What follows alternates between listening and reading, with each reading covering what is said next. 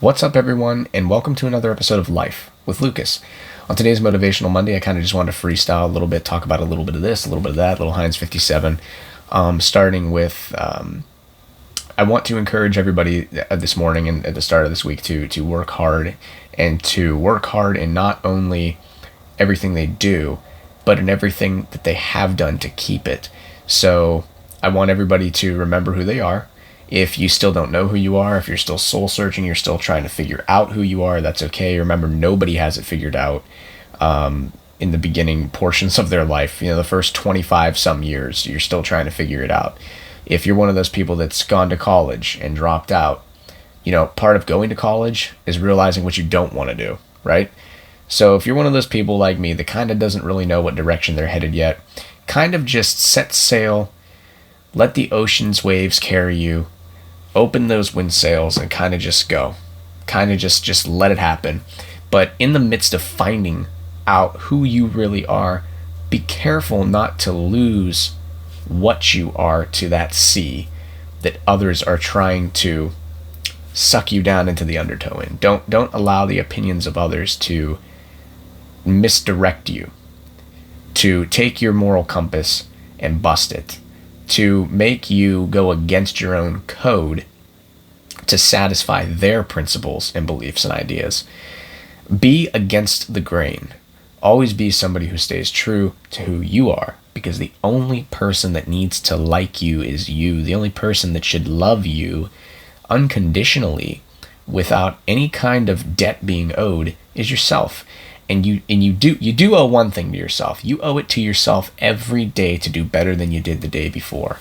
So this week, guys, we're all going to do better than we did yesterday. We're going to do better this week than we did last week.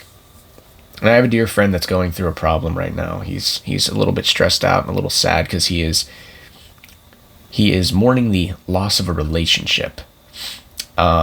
Somebody that he loves dearly has told him that it's over, that they're not happy, and he is left to pick up those pieces despite feeling like everything was all right and everything was fine and dandy. And my message to him is to keep going.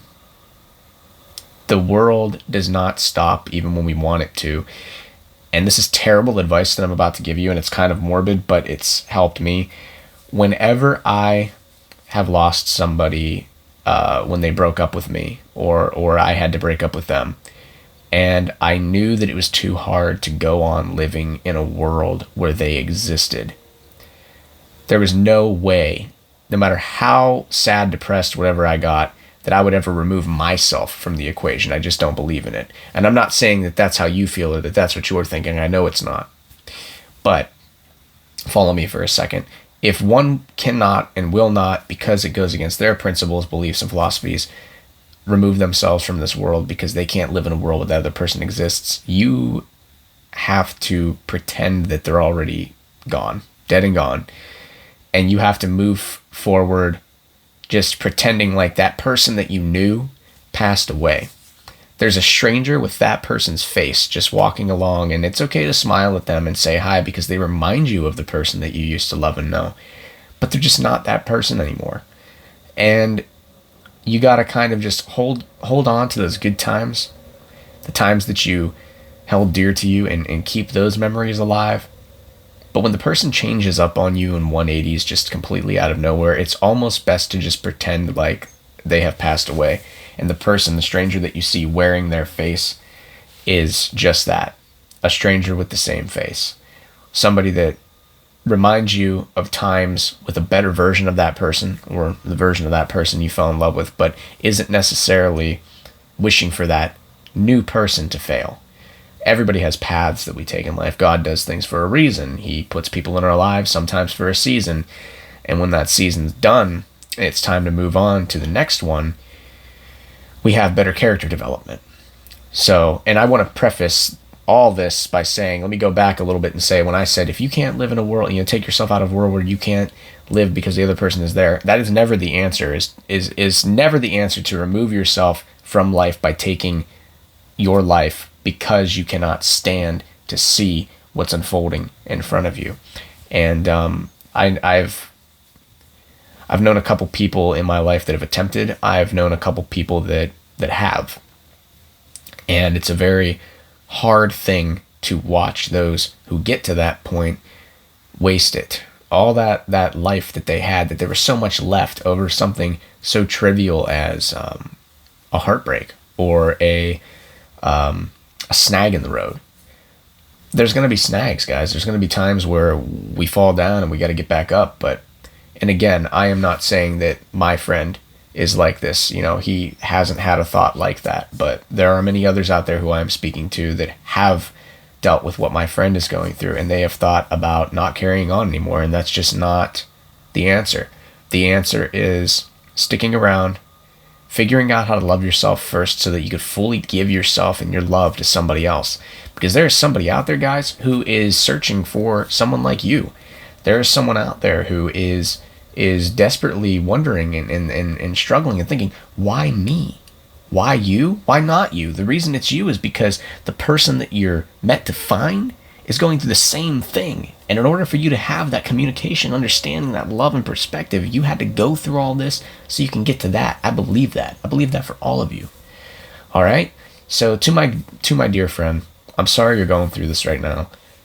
Just remember that the memory will always live on of the people that we spent so much time with, and you can cherish those memories, and you can hold them close and you can hold them dear. But that person is gone.